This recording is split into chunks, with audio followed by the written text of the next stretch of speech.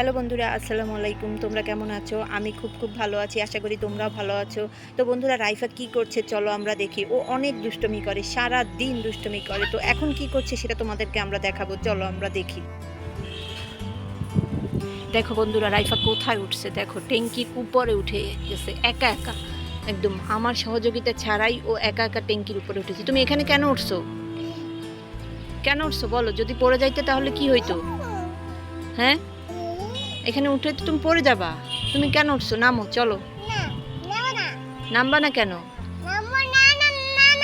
দেখো বন্ধুরা, কোনো কথাই শুনছে না। সে বলছে এখান থেকে নামবে না। বলো, যদি পড়ে যায়? আমি এখানে দাঁড়িয়ে আছি ওকে ধরার জন্য, যাতে না পড়ে। চলো নিচে চলো। চলো মা, চলো। বন্ধুদের বলে দাও হ্যালো বন্ধুরা। বন্ধুরা দেখো, রাইফার দুষ্টুমি দেখো কি করে। দেখো, সারা দিন দুষ্টুমি করে। আর বিকালে একটু ছাদে আসলেই ট্যাঙ্কির উপরে উঠে বসে থাকবে। দেখো, আজকের ওয়েদারটা অনেক সুন্দর। আজকে সূর্যটা নাই আকাশে, অনেক ভালো একটা ওয়েদার। তো আমার খুব ভালো লাগতেছে, পাখি উড়ে যাচ্ছে। রাইফা আসো।